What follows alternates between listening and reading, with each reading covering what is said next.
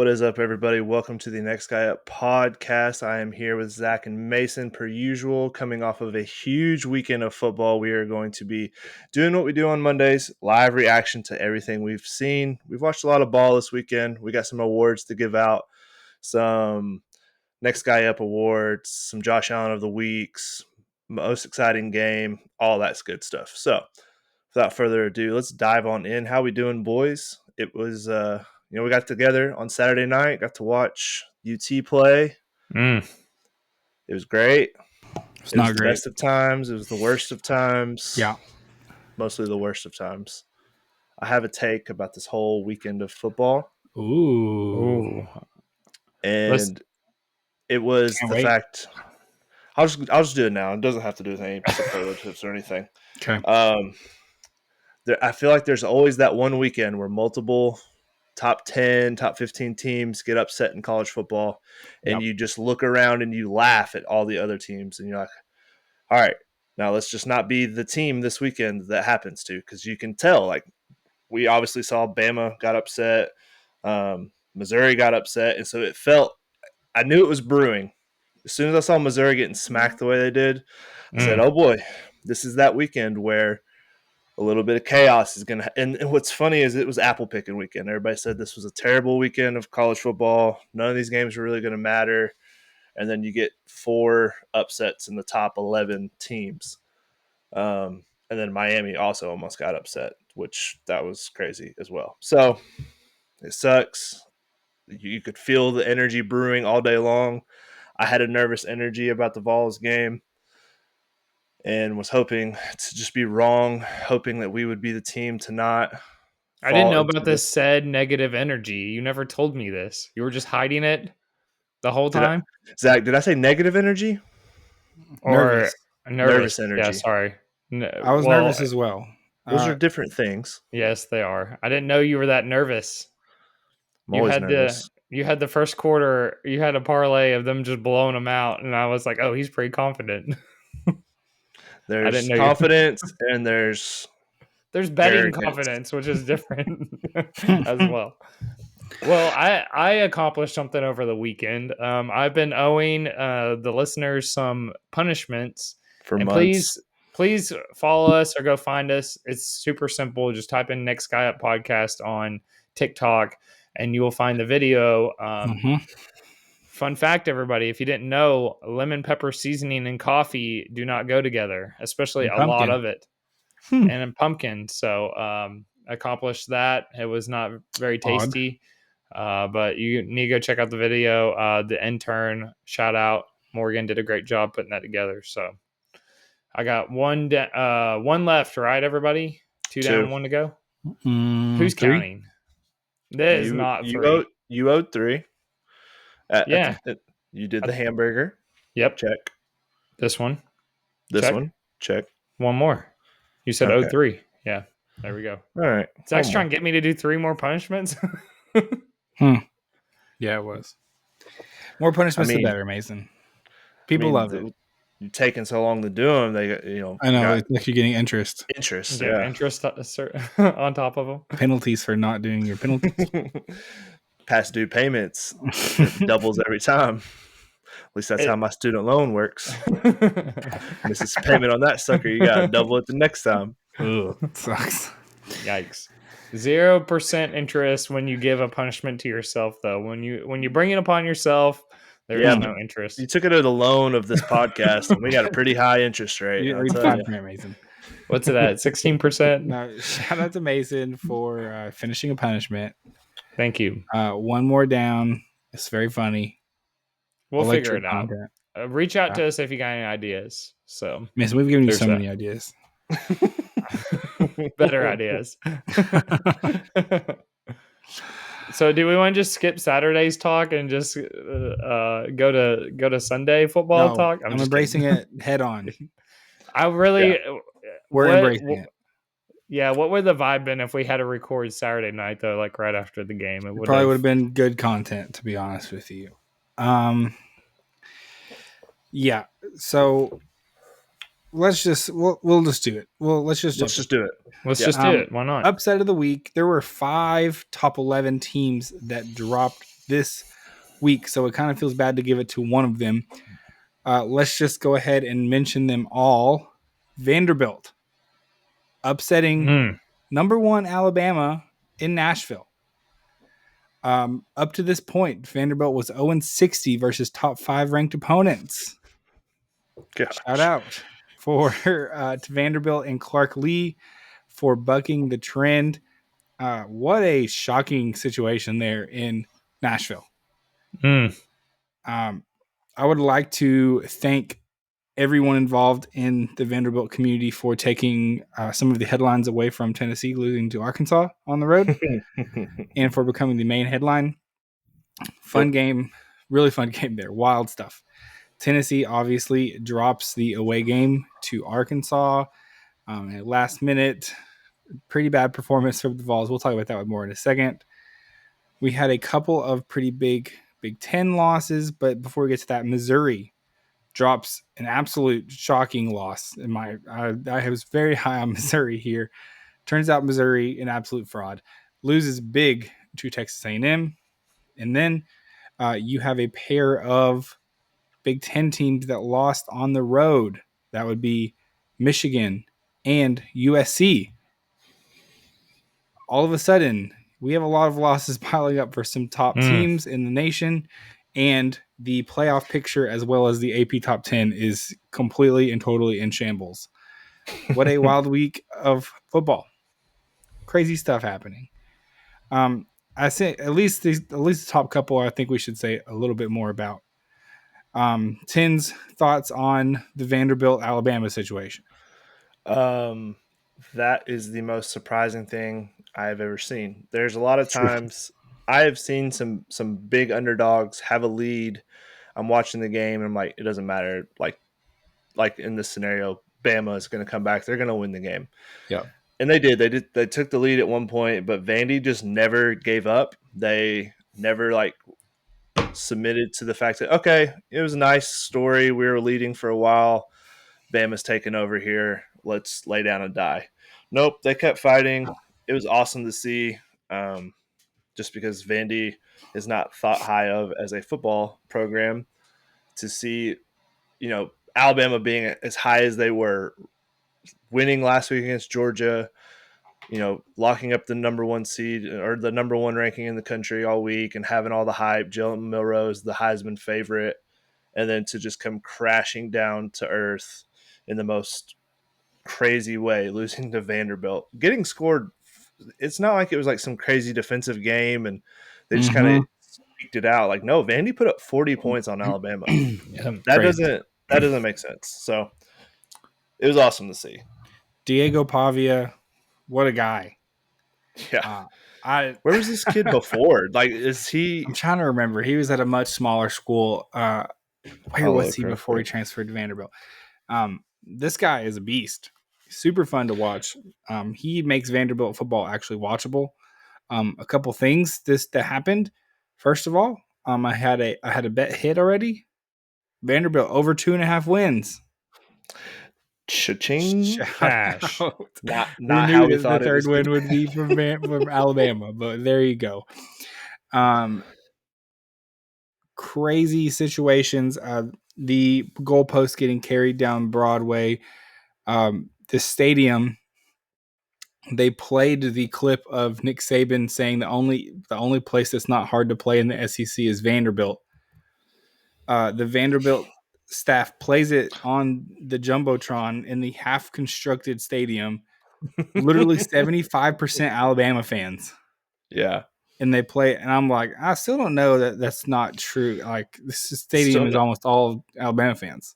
Yeah, like, what are we still You bragging rush the about field here? with like 10,000 people that were actually cheering for Vanderbilt. But here we are.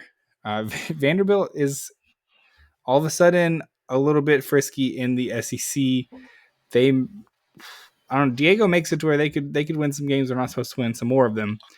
All of a sudden, they are not the laughing stock that some people have thought. So, shout out to Diego, them. by the way, transferred from New Mexico State. New Mexico State. And he put up some numbers last year: 26 touchdowns, 9 picks. I mean, like, this kid almost 3,000 yards. Will he stay at Vanderbilt is a question mark for next year. Yeah, I'm sure he'll get a couple. Will they have some of the offers. money to pay him? Probably not. But a very fun game. I'm pretty excited for Vanderbilt. Honestly, I think that I know they don't have a ton of hardcore fans because it is just hard to cheer for a very bad team that is not competitive. So I'm happy for them. That Vanderbilt Florida game could be electric factory later in the season. That really could be for Billy Napier's job. Okay, let's get to the game that all of the people who are sickos want to hear us talk about, which is Tennessee at Arkansas. Tennessee comes in 2-touchdown favorites, ends up losing by a score of 19-14. Held scoreless in the first half. That really the first half ended up 3-0. It really should have been more like 17-0 probably if Arkansas's offense completed a couple of 4th and shorts. Yeah. Very ugly game. There was two possessions for Tennessee looked competent, and the rest of it was just offensively was pretty terrible. Mm-hmm. I think there's 2 ways you have to look at this game. I think one way is, wow, we look really bad, and we have to fix a lot of things, or else we are going to be in trouble. And the other way to look at it is, wow, everyone else lost on the same day. Shockingly, we are still, if we win a couple of games, we're still going to be fine and still make the playoffs. So I think it's both directions. If you're hitting the panic meter, which I think a lot of Tennessee fans are, I have power ranked the panic levels for certain parts of the football team. Ooh. My number one panic level. Tens, what do you think it is? What part of my team am I most panicking offensive about? line, I think. That's actually number 2 on my list. Oh. Is it Nico? Number 1, it's not Nico. Number 1, coaching. There was some very problematic coaching situation. Coming out of a bye week, totally unprepared. First half was like, it looked like they were shocked and had no idea what was going on. For most, defense was struggling.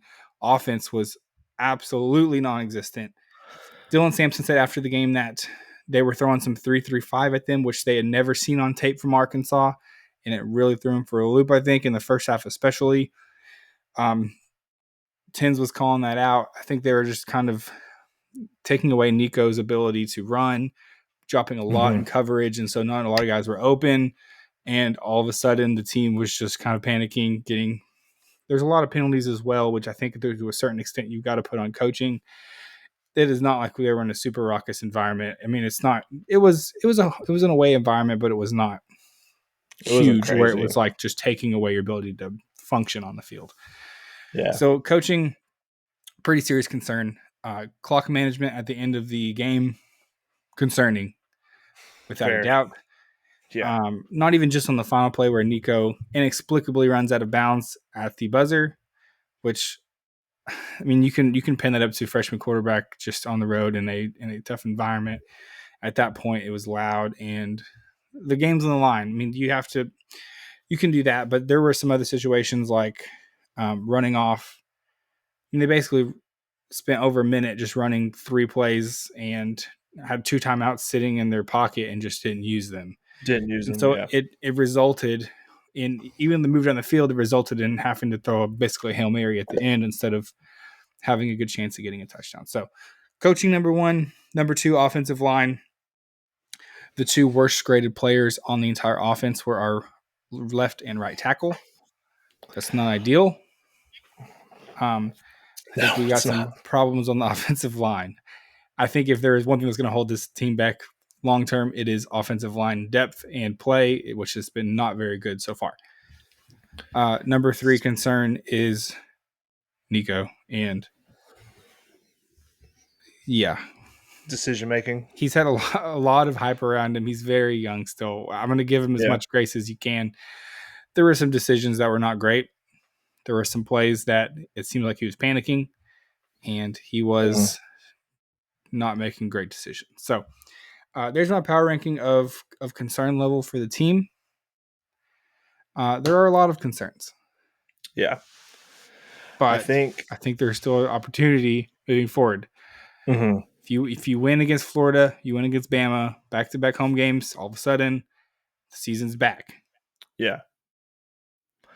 I just think the biggest takeaway for me for this game is this is a game that you should have won, so don't let it snowball into next week or the week. You know what I mean? Yep. Like, obviously, Arkansas found a way to defend UT's explosive offense, running 3 defensive linemen with a spy on Nico, so he couldn't move in the pocket because as soon as he would, then that 4th blitzer would come, and that's what was causing problems. So we have to figure out how to coach against that, because now everyone's going to watch the film and say that's how you take care of Nico. Correct. So now we're going to do that. And if Arkansas could do it, and I'll just be honest, Arkansas does not have 5-star guys all over their defense. You know who does is Alabama and Georgia, and we're going to have to split that now. Yep. Definitely have to. Solution, is I think the way you break that defense is to you beat the 3-5 by having running the ball pretty efficiently. Yeah. Spoiler alert, it's hard to run the ball if your offensive line is just absolutely struggling to do anything, really. Yeah. And so I'll say it again. If this team, I think offensive line could 100% keep this team at a 8-4, 9-3 level instead of a playoff team. Yeah. If we don't see some pretty serious improvements, but they are not a young team. They are a veteran unit, which is even more concerning. Yeah. Okay. Yeah, no, I mean our right tackle is projected 1st-round draft pick. So not anymore. Zach has dropped him in his official rankings. No, I would be shocked. I want to see those rankings, Zach. It doesn't matter. All that matters is he's dropped a lot. No stock of the week. His draft stock. Okay. Mason, all right. Upset of the week. I had that game as well, but we already covered it. So I'm going to go with NFL, of course, the NFL guy. Cardinals over the 49ers at home. You heard it here first. Cardinals upset the 49ers in San Francisco. It helps when their kicker is hurt, which was also on my fantasy team. So, but at one point I kept up with this. It was because I went ahead and took the live line of plus 12.5. So they were 12.5 point underdogs. It was well over, I think it was 1,200 plus 1,200 money line. And the Cardinals came back at quite a bit of a deficit to win the game 24-23. So that is my upset. Yeah, tough game for the 49ers. Their kicker gets hurt during the game, so they couldn't try any field goals or anything like that. And it was funny, we were watching the game, and he got hurt, and Morgan was like, well, don't they just have a backup kicker? And I was like, no, you hope that your puncher could do it, or maybe a position player, but they tried the punter to do it, and I don't think it went well. So then they just went for it on like all the 4th downs. Yeah, so the 49ers didn't even score in the second half. The Cardinals scored all the points in the second half, which came for the comeback, So upset. Shout out my Super Bowl winning Cardinals. Wow. Still Super got Bowl winning Vikings, undefeated. That's your guys' team. It's the podcast's team. Undefeated. We'll talk about that game here in a little bit. Here a little bit longer, so I'm sure it will pop up. Yes, Tim, go ahead. No, I was just saying my upset was Vandy. We've already talked about him. So do we want to move into disappointment of the week? Let's do it. Disappointment of the week. Tins, what do you got? All right, I went with the Buffalo Bills. Ooh. This was a spot. The Bills needed a win here. They just got beat really bad by the Ravens last week on Sunday Night Football. They come in as a slight underdog to the Texans.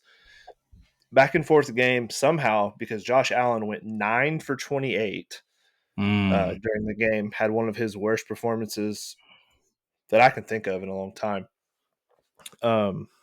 especially against the Texans defense that's not great against the pass. So they had a chance to win it at the end, and just coaching malpractice. It's tied. It's a 20-20 game with a minute left. You get the ball, but you are pinned at your own 5-yard line. You throw 3 straight shotgun passes. Why do you not run the ball up the middle 3 times, make the Texans use their timeouts, punt the ball, pin them deeper? But instead, you're punting out of your own end zone. The Texans have to make one play, one 10-yard catch, and Fairbairn, who's one of the better kickers in the league, can hit a field goal, and you lose. That's why I should have never jumped off the Bills' disrespect wagon. I shouldn't have started hyping him up, because Sean McDermott is still one of the worst coaches in the NFL. He's garbage. Wow. He's an idiot. He doesn't know how to run a team. Switched that quickly, huh? He went a total 180. He went from like all in on the Bills. Pretty sure he has some future tickets on him to now maybe. he's Definitely. an idiot, hot seat, horrible He team. should be fired tonight. He should. Wow. It's his fault they lost. We didn't even get to overreaction segment yet, so Oh yeah, it's my not overreaction is even better. Can't wait for it. Okay, Zach, this guy's disappointment. toast. It's toast. Disappointment of the week. That would be one, Missouri Tigers.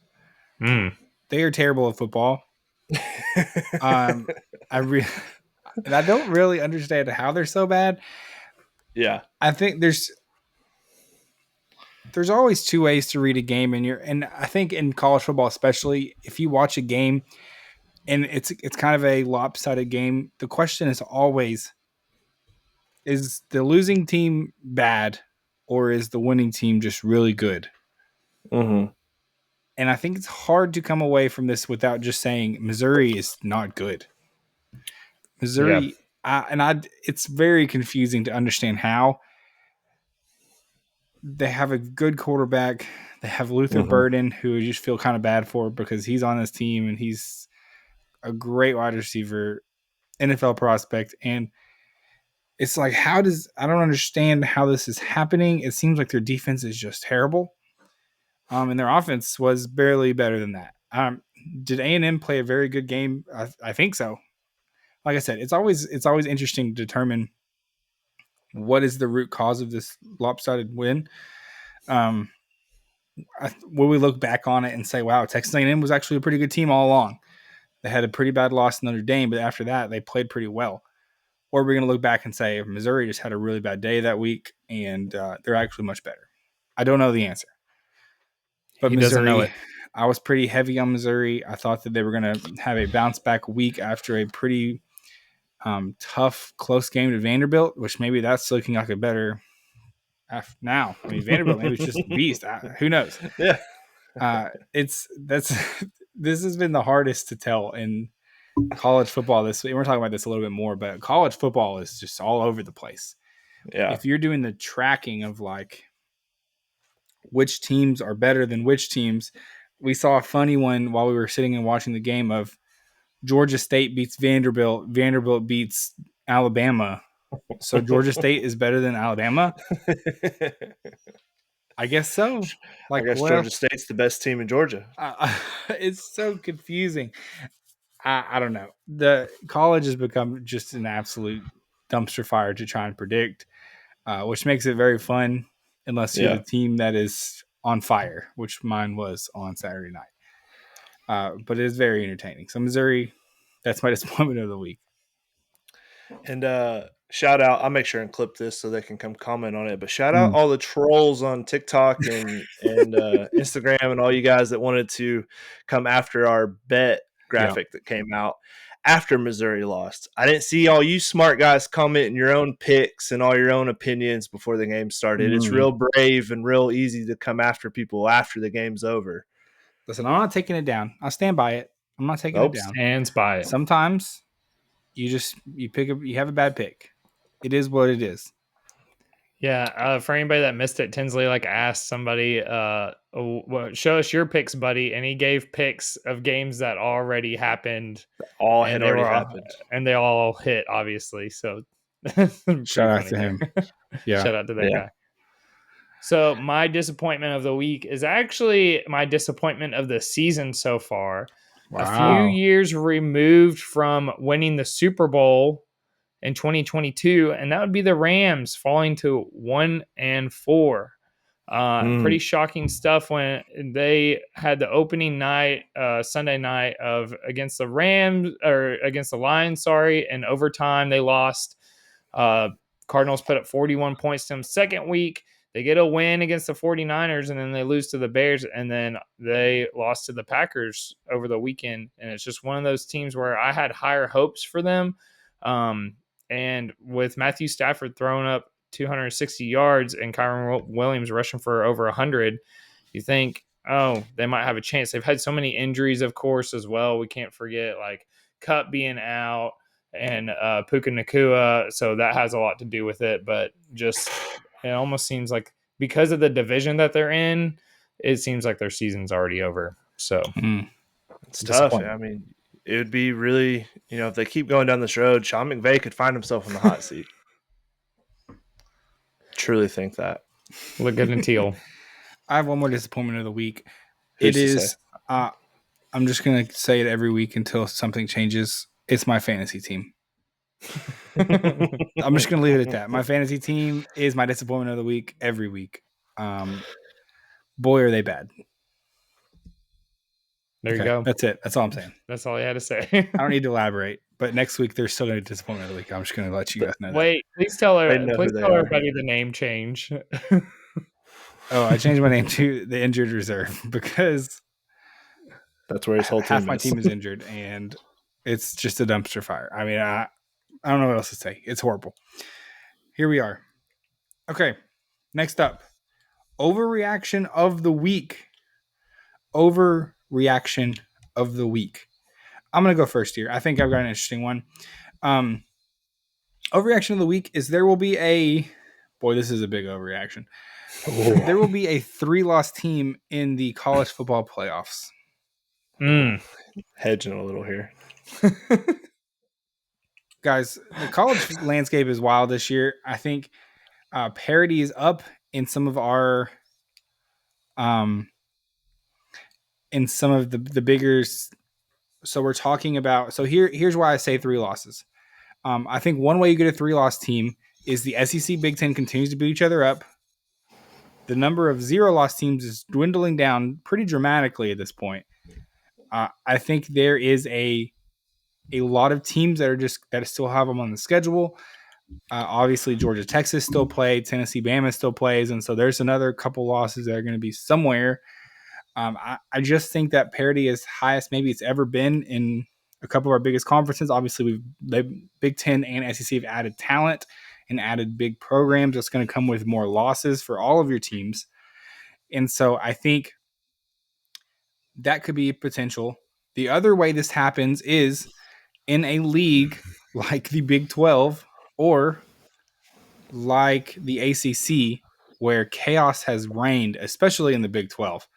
That place is just insanity. Who knows what's going on in the Big 12. No. But the odds of a team coming out of the Big 12, whether it's the underdog that wins the Big 12 championship or whether everyone just ends up with 3 losses, I think there's a high chance that someone's coming out of the Big 12 with 3 losses or the ACC potentially. I mean, it's looking closer and closer like Miami and Clemson are at the top, so maybe not the ACC, but I think that could definitely happen in the Big 12. So 3-loss team in the playoffs. Mason. It's more like a bold prediction, Mason, maybe, but I don't know. Okay, Mason. No, I'm here for it. Okay, so my overreaction of the week is don't look now, everybody, but the Broncos are on a 3-game winning streak, and they are going to be a playoff contender, playoff team. Wow. They are 3-2. Yes. Yeah. Well, it's an overreaction, Tens. Overreaction. That's what these are meant for. Look at them falling out of the chair. Tough to why it's an overreaction. Everybody's like, oh, they're 3-2. That's not, but they are the division that they're in with the Chiefs, the Chargers, the Raiders. But yeah, they put up 34 points against the Raiders. They beat the Jets last week. Bo Nix didn't have a turnover. Wow. So give me some. Yeah, look at that. So give me some Broncos. 101 yard. Pick six. Yeah, Patrick Surtain. Yeah, there's that. Yeah, the defense looks good. I know it's the Raiders, but still. Playoff Raiders are team. all-time dumpster fire right now. It's not on anybody's list, I don't think, but No. Antonio Pierce is going to be one and done as a head coach. He sucks. Hot seat. Oh, there you go. Hot seat. There you go. Bonus take. Okay. Bonus take. Yeah, that was just a bonus. All right, overreaction of the week. No one in the NFL is very good. I think every team is just kind of mid. Just kind of as I watch every team, I'm just kind of like meh. No one's really established themselves. Even the Vikings. Even Super the Bowl Vikings. Vikings. Fighting the the Vikings. The Jets came back and almost won, and they suck. Interesting. But yeah, no. So I think this is the year that it's just everyone's just kind of middle of the pack. No one's established themselves. I think this would be a perfect year for anyone who kind of started out really bad, had a really bad start to their year, to be able to come back. Like I wouldn't count out a team like the Bengals just quite yet. That's the team. Team with one win. Example. Yeah, a team with one win. I wouldn't count them out just yet. So I think this is just the year that the NFL is just kind of everyone's pretty close. Everyone's pretty close. Doors wide no open. one's really far away. Yeah, every door is open right now. I mean, you had the Giants beating up on the Seahawks today. Everybody thought the Seahawks were a juggernaut. Cardinals beat the 49ers. I mean, it's just it's a wide open season. There's no one has established themselves as a dominant team quite yet. So anything is possible. That's what they say. I get it now. He's upset at the Bills because they let the Texans win. They're in the division. He's not afraid of the Titans. What? Understandably so. This isn't about the Jags. It's fine. You were clearly talking about the Jags. It could be anybody that started out. What is Mason talking about? I have not everyone brought was up the bad. Jags one time. Everyone's bad right now. No one's established themselves as a great team. Zach, you know what's there are no great teams. Except for the Vikings. Disagree on that one. There you go. Okay. What's the next category? Performance of the week. Here's mine. ACC officiating. I would like to give a huge shout out to the ACC refs. Miami still undefeated, inexplicably, for the second week in a row. The ref show in the ACC has come out, and the ACC has protected their golden goose in Miami. Congrats. I'm so happy for you guys that Miami's finally decent and undefeated. They go to Cal. They're down. Well, first of all, Miami was down huge to Cal. The Cal team that is pretty confusing. I don't know. They beat Auburn, but they've also looked bad. They come out. They're up big at halftime to this Miami team that looks very good at times, looks pretty mediocre at times. Mm-hmm. This ends in a no-call targeting that wasn't even reviewed, and then a touchdown where there was a guy pretty clearly that was blocking downfield. There was a couple of terrible calls near the end of this game, and it's always a conspiracy theory, but we said it last week. I'm going to say it again. ACC lost. Clemson is no longer the juggernaut they had, and so they need another one. Miami is their chosen son, and they're doing whatever they can to keep them undefeated. So, shout out. They did it this week. Great work, ACC officiating. I like that one. That is a good one. No, that's awesome. I had to work hard. Okay, I wasn't planning on it, but my performance of the week I'm going to bring up Thursday night because we never got a chance to talk about it. I know it's kind of old, stale news, but Kirk Cousins throwing up 500 yards, beating Matt Ryan on Matt Ryan night, and doing the swag surf, the touchdown throw to win the game in overtime. So awesome. Just short, sweet, and to the point. I thought that was the best performance. You like that in the locker room? Hit him with the "you like that." Anytime Kirk can bring that back, I appreciate it. That's so awesome. I legitimately thought that game was over. I went to bed. Yes. He threw the pick with 2 minutes left. I was like, okay, I gotta go to sleep. I gotta be at work in like 4 hours. Yeah, what a mistake. I don't know if you saw it or not, but they didn't call a face mask on the Buccaneers running, and they didn't get the first down, so they had to punt it back. And that's what caused them. Yeah, so they got not a show where we complain about officiating. Yeah, you're right. No, We never gotta do that. Unbelievable. take what happened. It is what it is. It is what it is. Listen. Can't change Come it. on, Mason. But they thought they had Have it some locked class. up. The Bucks did. Some class. Have some class. No, but Kirk Cousins really, I don't know if anybody watched the quarterback, but he's just like a guy that likes to wear sweaters in his like lake house, and he's just a dad. He's just a normal guy, you know. Makes you think that you could be in the NFL, but you can't. You can't for sure. Yeah. All right, there you go. All right. My performance of the week was Brian Thomas Jr. He is now the fastest player in the NFL this year. He broke they track all the players for who hit the highest speed. He broke that by getting up to like almost 23 miles an hour on his 85-yard touchdown pass or reception today. Yep.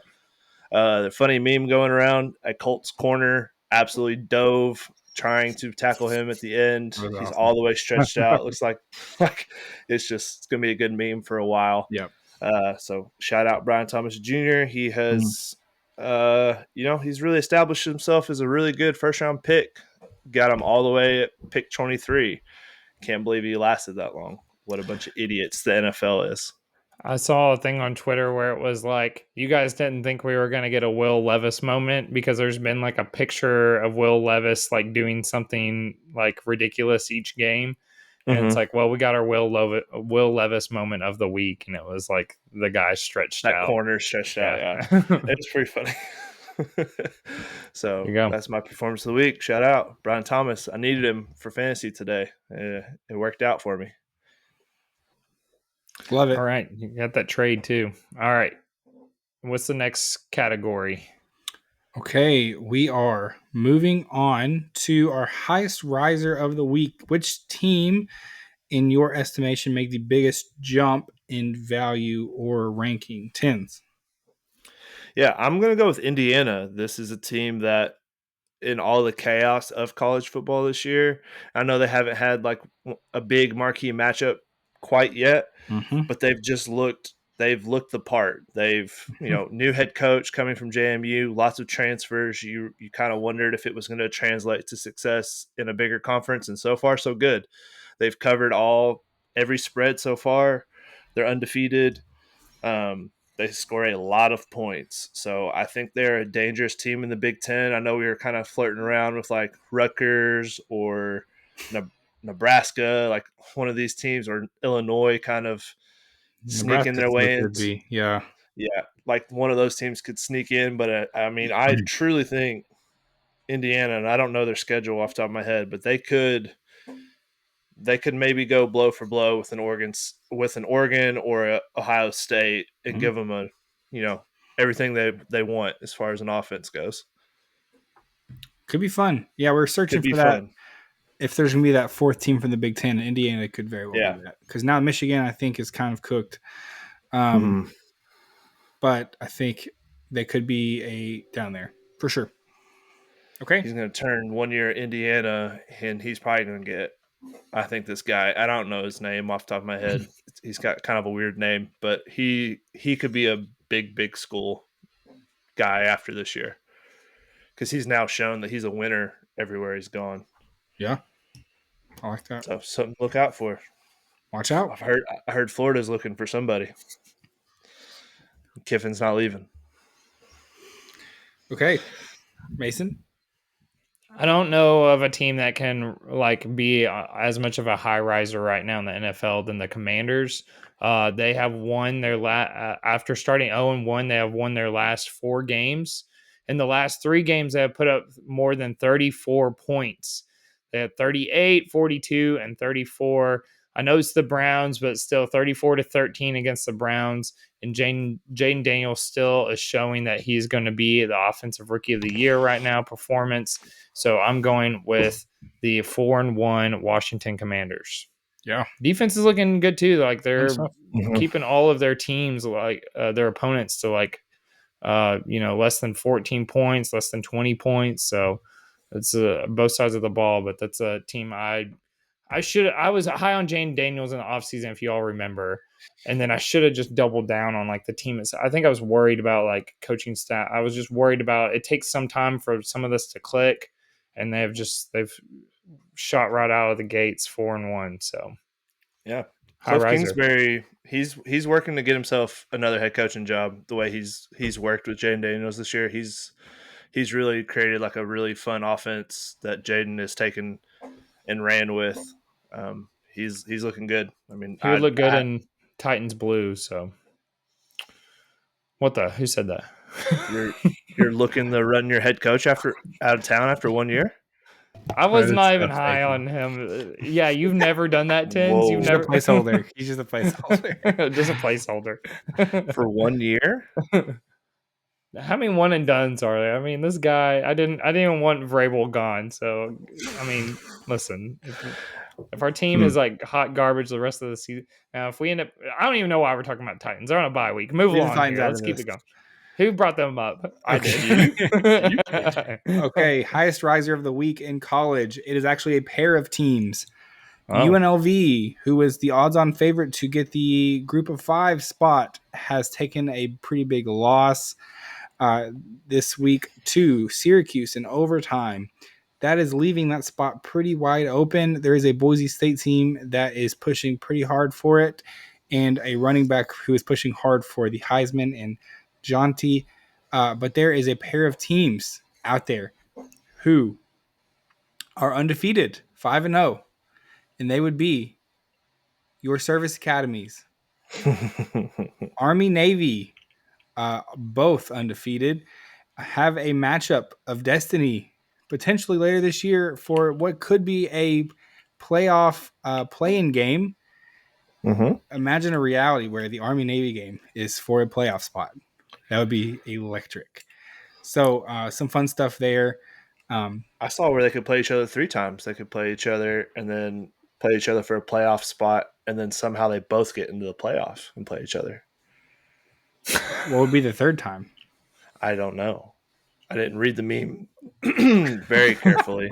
I just saw it was the Vince McMahon one where he's like the gradual stages of him freaking out, and the third one was Army Navy playing each other in the college playoffs. And I was like, ooh. That would be truly something special right there, folks. Yeah, just fun stuff. I'm not going to comment on the level of competition they've played so far. Merely that is going to be a very fun game if that's what it comes down to. So there you go. Okay, nosedive of the week. Which team? We have a lot of options in college, so let's start there. Which team absolutely took the biggest nosedive in the rankings? I'm going to go with a team we've already talked about, but I think they're the obvious answer, which is one Missouri Tigers. There are a lot of teams who took bad losses on the road. We've talked about all of them, so we're not going to repeat a lot of those. I think those teams, we already saw the AP top 25 poll coming out. A lot of them were given benefit of the doubt. It's going on the road in conference games. Missouri lost in such a way that it is hard to be redeemable in any way. So they are my nosedive of the week. I think they are called out as complete and total frauds this week. Shout out to those guys. Okay, Tins, what do you got? All right, my nosedive of the week is a player, and I'm looking at you, Anthony Richardson. I'm looking directly at you, guy. I know that you have not even played a full season worth of NFL games yet because you keep getting hurt. But that is just not an excuse anymore. You are not good at throwing the football, and every time you are hurt and out of the game, your team all of a sudden gets very good at passing the ball. Gardner Minshew almost took this team to the playoffs last year. He played so well that he earned himself a pretty good-sized contract and a starting position with the Raiders. Joe Flacco comes in today and looks like prime Peyton Manning, slicing, dicing up. Granted, it is a bad Jaguar secondary. But still, I mean, he scored 24 points in a quarter. Anthony Richardson has not looked great as a passer. And so it's nosedive of the week time. It is, if you are a guy, if you got into sports card collecting over the summer, let's just say, and everyone kept saying the number one card, just hypothetically here, just think. And thank gosh I stand for something because I didn't fall for this. Because I don't draft division rivals on my fantasy team, and I don't bet on division rivals. Anyway, Anthony Richardson was like the hottest card this summer to buy into his rookie cards, invest in them because this guy's going to take over the league. Yep. You better start selling them now if you got them. It's over. This guy is done. He's cooked. He's going to be out of the league in 2 years. Wow. He's cooked now, but they're not going to wait. They're going to wait 2 more years. Somebody else. Yeah. Someone will try to I've got a hypothetical then for Tins and Mason combined. Okay. I'm here for it. Just as we had the Anthony Richardson, CJ Stroud kind of comparisons happening last season, we have a similar conversation happening this season. Yeah. If you could get one pristine rookie card, and you had to pick between Jaden Daniels and Caleb Williams, which are you taking? I think it's the obvious pick, unless Tinsley's thinking something else. No, it's Jaden Daniels. Okay, yeah. Really? Jaden Daniels. It's just obvious? Sure. I could probably look up 5 some games? stats right now. Yeah. I could probably look up his cards and see how much value they've increased since the it's not right beginning now, of the though. season. It's just we're talking about long term. When it's all said and done. Yeah, like if you had one still long Jaden term Daniels. investment, who do you think has – it's really a question of who you think is going to have the better career, I guess. But yeah. That's Still a less Jaden fun Daniels. question. Okay. I was higher on him before the season even started. Same. So, I'm a fantasy team. We're not a Caleb Williams podcast. I was just kind of scrolling through our TikTok the other day. We trashed him before the season started, and some guy commented on it and said, "You guys don't know ball. Caleb Williams is going to be great." Well, guess what, idiot? We're right. You're wrong.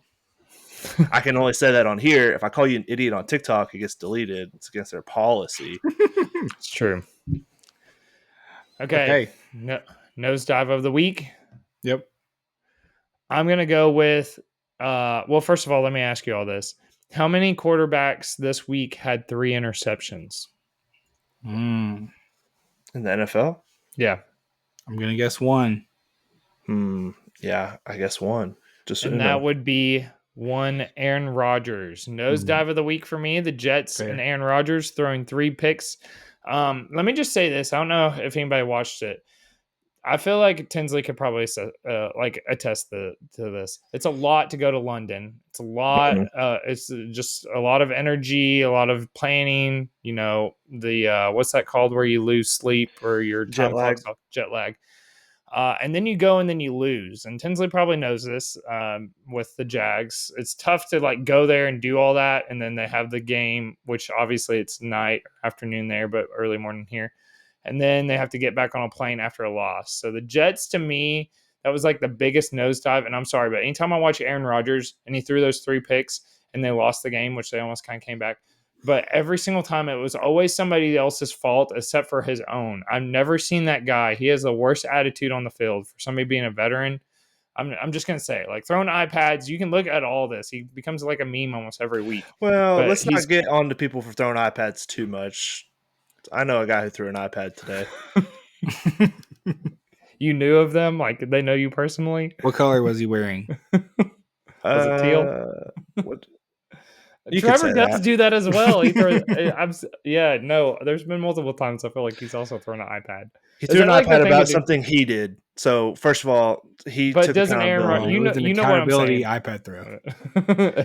He's mad at himself. He saw what he did wrong and threw the iPad. We're talking about Aaron. I'm just saying, iPad throwing's not that bad. Tom Brady did it. I just feel like he's always fussing on somebody else. Aaron Rodgers is. He's always wide receiver, catch that ball. It's always somebody else's fault instead of Aaron Rodgers. So. Yeah, no, he threw a fit when Alan Lazard dropped that touchdown on that back shoulder throw. Aaron literally took his helmet and threw it off and was being all dramatic. That stuff matters. That's not being a good. And he didn't even play well. It'd be different if it was hit. It wasn't his. He threw 3 picks and several of them were just straight to a defender. It wasn't it was. So, anyways, that's my nosedive. I saw a fun stat. Aaron Rodgers has only thrown that was his 5th ever career pick 6. Let me tell you something, buddy. If you're going to throw picks, at least make them where it's real fast. They score the pick 6, so you can get the ball back, so you can try to score. That's what I learned watching my guy Blake Bortles, who threw many pick 6s. Mason might be onto something about the a loss after an international game taking a bigger hit. And that's what happened to Florida State, maybe. Ooh. Florida That's State a good lost in point. Ireland. Look what happened after that. They lost again this week, by the way. Yeah, they did. Yeah, they're They like covered, 1-5. 1-5. Depends on what Yep. line you got. They covered. Yeah, they lost by 16. So the line was moving throughout. I got it at 16 and a half. No, I got it at 17. So I was good. Depends on when you took it. They play the Bills on Monday night next week, by the way. So they don't get. So that's the thing. A They lot get of an extra teams will get night. the bye week after Wait a minute. London, but Yeah, some it's teams next don't. week. Some teams have opted to not get the bye week right after. Okay. So they don't. Yep. That's tough. No, Like tough. that's a Really hard and the Bills are coming off of 2 losses. I don't think they're going to lose 3 in a row. Not Interesting. the Super Bowl winning with Bills for sure. Unless Sean McDermott acts like an idiot again. Okay, hot seat of the week. We got some interesting ones here. I'm going to go ahead and give mine. Here's my hot seat of the week. That would be one. Actually, 2 teams are on. 2 full teams are on my hot seat. That would be one. Ohio State and Oregon. I hate to break it to you guys. You have to play an actual football game this week for the first time all season. I know I've ranted about this, but Ohio State has to actually wake up on Saturday morning and play a team that actually has a chance of beating them. Same with Oregon. Both of them have skated through, and they are just sitting without having faced a significant challenge. We've seen what happens to some other teams.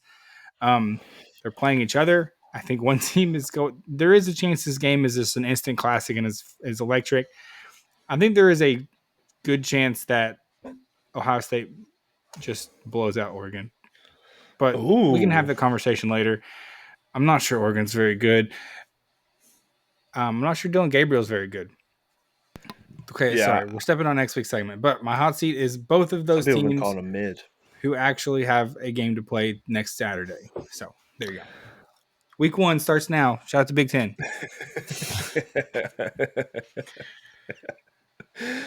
All right. Mason, did you have one or did you want me to go? I did. Short, sweet, and to the point. Travis Etienne is on the hot seat. Any fantasy players out there? Tinsley and I, well, all 3 of us talked about how much Tinsley has trashed Tank Bigsby in the past while we're watching games. Calling him, basically send him to the practice squad. He had worst double 3rd round pick ever. Now this was last year when he sucked. Yeah, well, he actually had more than double the amount of carries that Travis had, and he had over 100 yards and 2 touchdowns. So and he had a 65-yard long run. So don't look now, but Travis Etienne might be fighting for his job. Now, the only thing that I will give Travis is that he had the most receptions out of anybody on the team. He had 6. So he might still be the passing down back, but he may be losing that like number 1 slot, which kind of stinks because I think I have him in some dynasty teams. But anyways, don't look now. But Tank, he might be an actual tank. That's a good one. Wow, that's electric, Mason. Yeah, I've been working on that all day. So Doug Peterson was asked about this after the game. He hit all of the coach speak graphs of no, Travis Etienne is my guy. He is our starting running back. Said all the things he's supposed to. So go ahead and chalk up Tank Bigsby as the new number 1 running back of the Jacksonville Jaguars. Wow. Because Doug Peterson loves running back committee. Just look what he did with the Eagles. There you go. All right. My hot seat of the week is Kirk Herbstreit. For a guy who gets to announce 2 college games every Saturday, it feels like, and is on game day and also gets to announce Thursday night football. Yeah. Buddy doesn't know football. He consistently gets things wrong throughout the whole broadcast. There was a time where he was highlighting how well the center for Arkansas had moved from his block of the defensive tackle up to the linebacker to bust open a big play. And then they did the slow motion thing, and that center didn't touch anybody.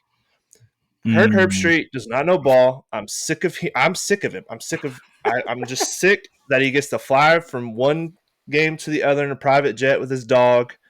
The dog's in the booth. I have to listen to this guy 3 times a week. I just can't do it anymore. And then even on Thursday night, it's even worse because he has Al Michaels with him, and Al Michaels should have retired 3 years ago. The guy isn't even excited about football anymore. He sucks too. But he just gets stuff wrong the whole game. He's getting guys' names wrong. He's just terrible, and he's getting paid millions of dollars to suck at his job, just like Anthony Richardson. Here's the thing about Tins. If you say one bad thing about the Jags, Tins holds grudges, and I will agree. Kirk Herbstreit had some things wrong, but Tins is just a grudge holder, 100%. Yeah. Did he say something about the Jags? It was after the Dolphins week 1 game, so their Thursday night game. He brought when the Dolphins were playing the Bills. He kept bringing up stuff that happened in the Jags Dolphins game that didn't happen. So, like he said, if Tank Bigsby didn't fumble that ball on the 1 yard line, then the Jags probably end up winning that game. Hey, guess what, idiot? That was Travis Etienne. Learn ball one time. Just stuff like that. Like, learn what you're talking about before you pop off stuff.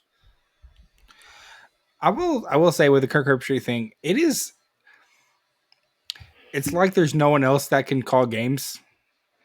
It's like Kirk Herbstreit is just getting put around the country and is just covering absolutely as much as humanly possible.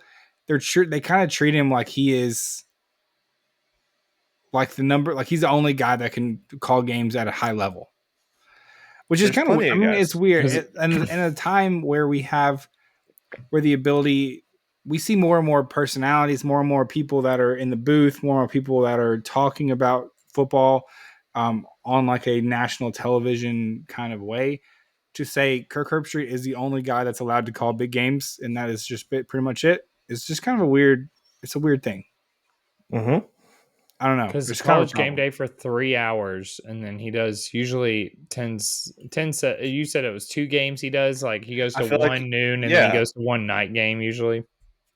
So, or just like I think there's a potential for an oversaturation of Kirk Herbstreit where everyone kind of likes him right now. But I think there's a potential where people start getting tired of him at some point. I same thing with like Jason Kelce. Jason Kelce's everywhere right now. I hope people start getting tired of his. I hope people get tired of him too, because I'm sick of his stupid face on every commercial, and then he's on the special Monday night crew for like I can't watch Monday Night Football with volume because that idiot's on there.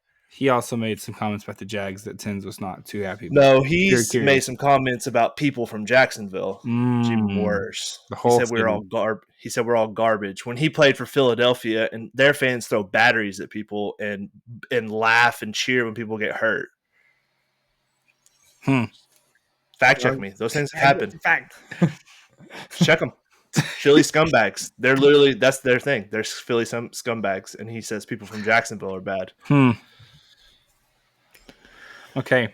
Wow, what a take. I'm here for it. Okay. They can both get on an island and bump off. Do it. Mason, did you have a hot seat? Oh, you already gave yours. Yeah. Okay, sorry. I got distracted by Tins. This is a rant there. All right, so to wrap up this football segment, we have the biggest award of the night. Mm-hmm. Next guy up of the week, we have some intriguing options. We're all just going to nominate someone, and then we're going to vote on who we think should win the award. My nomination is going to be one, Diego Pavia. First of all, what a cool name too. Electric name. Put the entire city of Nashville on his back and carried a Vanderbilt team to a win single-handedly, which just does not happen very often against Alabama. It's never happened. Also shielded Tennessee from being a part of the headlines of the week. So shout out to him for that one. And he preserved my preseason prediction of Alabama not making the playoffs. That was my prediction. I said they're going to take 3 losses. The win against Georgia did not do very much for that. But all of a sudden, it's back on the table. They still have some games to play. He brought that take back from the dead. I think Diego Pavia might have broken Bama. I'm just going to say it. Also, we're talking real hot seat. Kalen DeBoer. Yeah, if you can't get it done against Vandy, then it's time to get Lane Kiffin in here. I'm just telling you, we've never seen a fan base implode like Bama will if he loses 3 games this season, and one of them is Vanderbilt. Yep. They are going to lose their minds, which they will run him out of town. Okay, so there's my Diego Pavia. I like that one. My nomination is Cam Little, former Arkansas kicker, now Jacksonville Jaguar kicker. Hits the game winner, 49 yards. This dude is 20 years old. He looks like he weighs 100 pounds, soaking wet. He is like 5'9", but this guy can kick the ball really far. And he did the gritty afterwards. He does a lot of celebrations. Like when he was in college, I know he hit like a game winner against I think LSU, and did the gritty to their whole sideline. So I like the kid. He's got some swag. He wears number 39, which is weird in the NFL for a kicker, but I'm here for it. Okay, love it. All right. My nominee is sounds like a Harry Potter character, Neville Hewitt, the Texans special teamer that basically performed a WWE move RKO. on the punt return receiver. Not a whole lot of. I feel like there's talent there, but the guy was already wrapped up around the ankles, and this guy just comes flying and swings his upper body. If you've not seen the video, It's everywhere. But that is my nominee. Love it. That is a good one. That video, that did make me laugh. I didn't know his name, so whenever I saw that was the name, I was like, I don't know who that is, but I saw and his name's earlier, Neville, so yeah. Neville Hewitt? Yeah. He's a fullback. I had to look him up. He's a fullback? I think so. Maybe we should vote for that guy. That's kind of electric. He's like, I have my one moment to shine. Let's make it happen. Yep. Let's make it happen. Flying RKO. Okay. I'd be good to vote for that guy. That was fun. Yeah. I'll vote for that. That was a funny video. Okay. It was very unnecessary. Like, the play was over. I'm surprised they didn't throw a flag. I know. I'm also a little he was already kind of wrapped up, and he just came flying in. Just like, okay, took him out. All right. Neville, what was his name? Neville Hewitt. Hewitt? Is that his name? Can we confirm that? Yes. Okay. Neville Hewitt. Love it. That is it. I had to look it up. Yeah, that's it. What if I got the name wrong and that was that's on the graphic? I got it right. It's bad look for you then. No, his email is mason@nextguyuppodcast.com. He's a linebacker, 43 for the Texans. I got it all right. Okay. All right, perfect. We're going to have him on the pod next week. Yeah, we'll get him as a guest speaker. He'll probably time to DM him.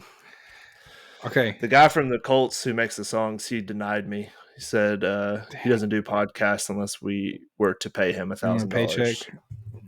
He wanted $1,000. At least he responded. Sheesh. That's pretty $1,000. My God, I'm not paying that dude now. If you ever, okay, I will tell you that, and then we're gonna get into our next segment. If you want a funny,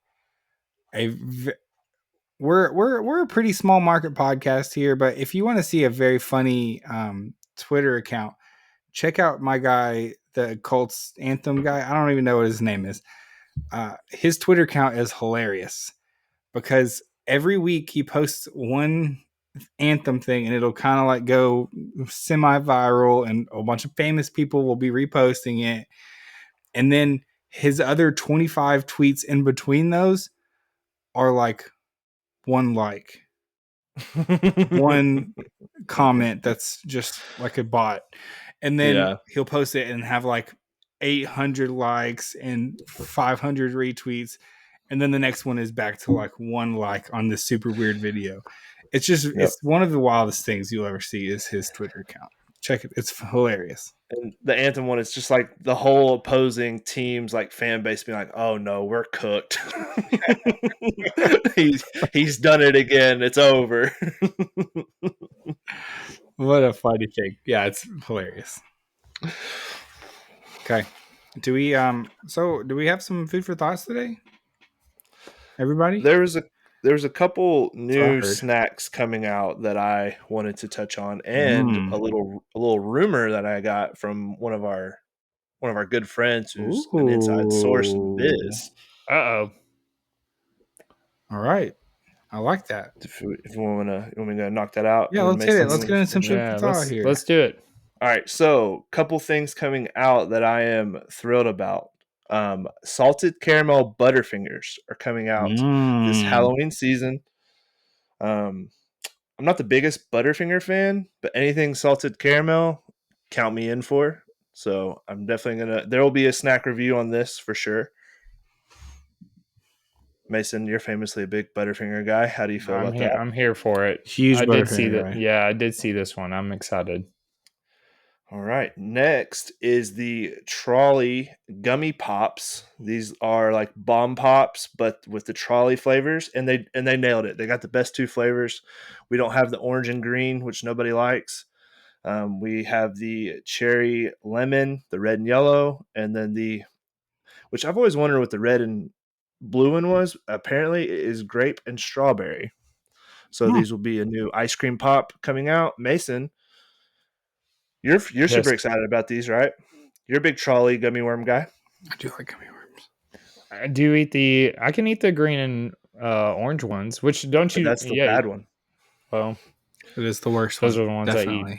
So you just pick out the red ones. It's red and blue, right? Is the other one? The red and blue and the red. I like the red and yellow the best, honestly. I'm a big Mason that you just bite off the blue part and then keep all the red parts like in a bag.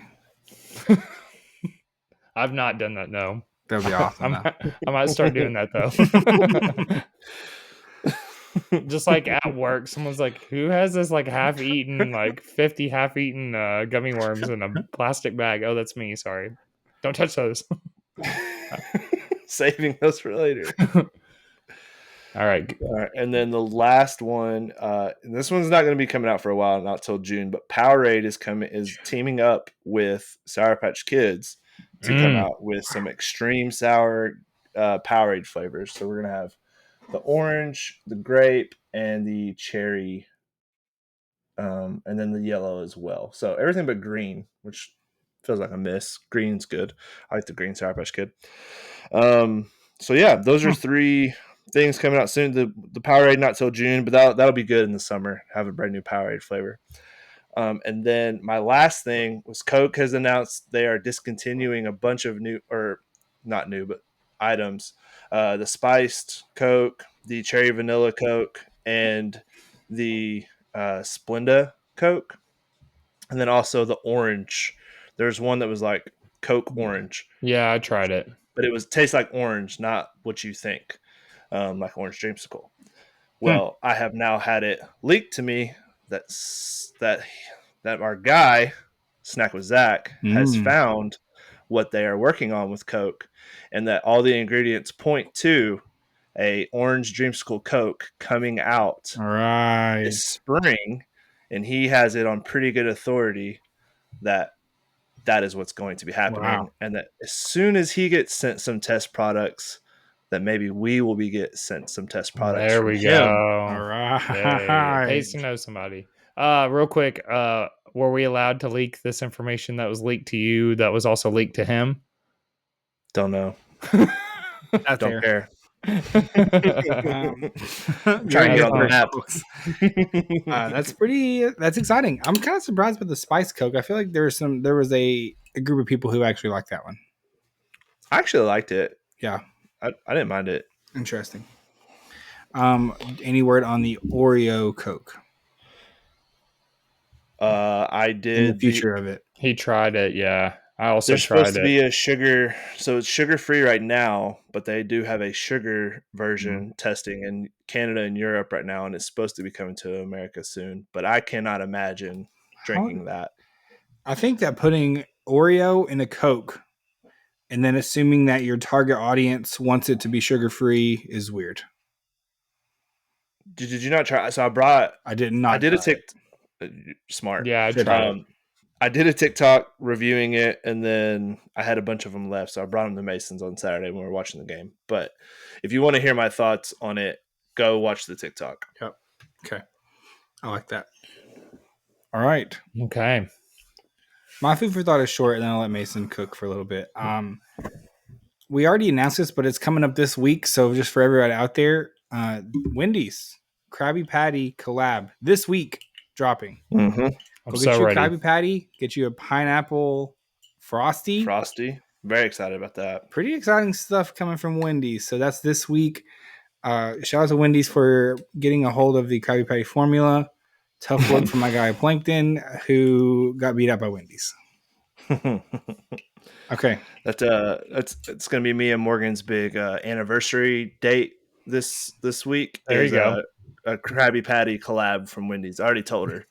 I love that. She didn't like that. She didn't like that joke, but it wasn't a joke. They've been cooking here in the last like couple years with the biggie bag that was going on for the longest, and then the orange dreamsicle frosty, and now this. So I'm a big Wendy's guy. We all are. So all right. So I'm gonna finish with some unhealthy talk. According to a study conducted by Plush Care, I'm not sure who that is, but they did a study on the most unhealthy cheeseburgers at fast food chains. Do we want to take a stab at what the number one was? Culver's. Okay. Zach?